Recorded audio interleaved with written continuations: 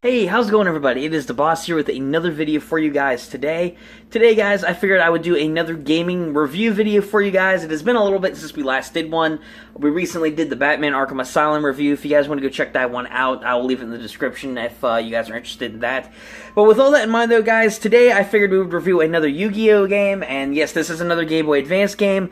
And this isn't one that I've played much compared to other Yu-Gi-Oh games that I've reviewed in the past. However, this is one that I'm kind of familiar with in some sense, and I figured I'd talk about. But without any further ado, guys, let us get into the review of Yu-Gi-Oh! And the 7 Trials of Glory. I guess to start off this review, guys, I guess I'll try and break down, any story portion. There is no story in this game whatsoever.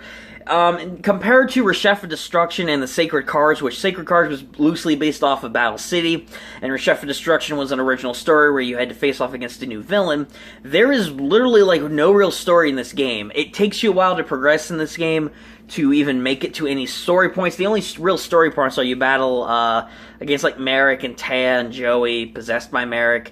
It's kind of like a loose Battle City-esque story, but it's not even really a story. This is more a World Championship style game, but it's also not World Championship style, if you get my drift. Whereas in World Championship games that they've had in the past, you get to battle against a wide variety of duelists, mostly dual monsters with their own unique decks and skills. You get to build your own deck, that kind of thing. This isn't like that. This is an open world. You're in Domino City in this game. You have your own player character. You have to walk around to different locations from, I guess, the anime. And you get to buy cards at Grandpa's shop. You get to talk and meet with all, the duelists from the show, such as Joey, Taya, Tristan, Yugi, Kaiba, all those guys. Mokuba, all those other familiar characters from the series. However, it's not World Championship. It's more an open world-esque game, which I really like in that sense. I do like the open worldness. Just this game, to be honest, compared to other, like I said earlier, Yu-Gi-Oh games that I've done, at least reviewed, it's not really that good in comparison, I don't think. I mean, I do like the open worldness of the game, do not get me wrong. However, the game is a little bit slow. The whole premise of the game is you go around and you challenge duelists to different duels, you get to buy cards from Grandpa's shop, build your own decks.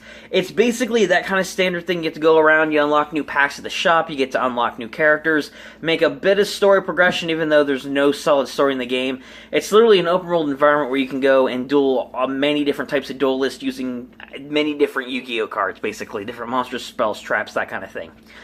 And to be fair, though, like what I said, this game, I do like the open worldness of it, but it's not as good as other Yu-Gi-Oh games that I've played, because for me personally, I like an actual story.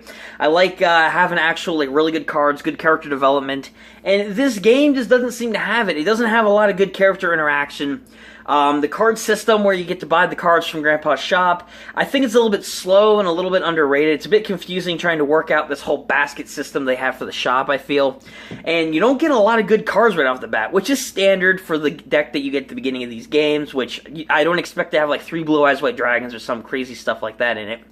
But buying the cards is really complicated, because if there's certain cards that you want or that you expect from a set, they won't be there, and it's a hassle to even try and get really good cards to even make a deck with, just to challenge at least people in this open world environment. And one other side thing that I find really annoying is, whenever you get to challenge somebody to a duel, this is the whole premise of this game is like a giant tournament going around Domino City, kind of like with Battle City. Even though it is not Battle City, people have played the game, I do not count that as Battle City, because it's not even Battle City-esque. Sacred Cards was loosely based off of Battle City, but at least it had the vibes of the storyline. This game doesn't. It's an open-world duel-a-thon is basically what it is. But the annoying thing that I was talking about was, if you don't have enough, you need to have a certain number of cards in your deck. There's certain cards that you can't have for certain forbidden lists that apparently come up every week or different time periods on the game.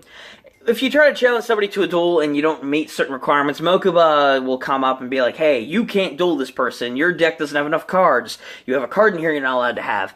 And it's so annoying trying to work around that, because you get cock-blocked by Mokuba, essentially. There's no other way to put it.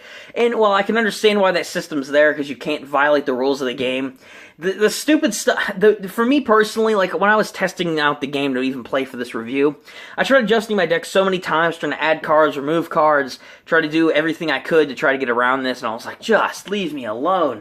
It was too complicated, for me at least, and I think the system's a little bit faulty in that sense, and I don't know why the integration of it is so poorly designed in this game. it's just not my style of Yu-Gi-Oh! And frankly, I think that in comparison to other games like it, like Reshef for Destruction, like Sacred Cards, like other Yu-Gi-Oh! Games, like the World Championship games, this one kind of fails in comparison. To surmise, guys, if I had to give this game an overall rating, like I said, I'm not too familiar with the game. I think it's an alright game for the open worldness and the style that it has for dueling. Unfortunately, it's just, I don't think it's that great of a game in comparison to other Yu-Gi-Oh! Games they've made.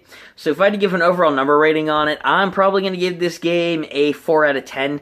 It's just not that good in comparison to other games, and there's a whole bunch of other issues with it that I mentioned earlier on in the video, so that's why I'm giving it about a 4 out of 10. It's not that good. But with all that in mind, though, guys, thank you so much for watching today's review. Let me in the comment section down below. Let me know what you guys thought of this review. If you guys have your own thoughts on the game, if you guys agree with me, you disagree with me, just let me know all your comments and opinions down below. And give the video a like if you did enjoy it. Subscribe to the channel if you are new with that bell notification on, so that way you guys can catch my future videos and live streams if you do so wish. And yeah, I think that's all for me, guys. Thank you once again for watching, and until next time, I'll catch you guys later. Peace out, bosses.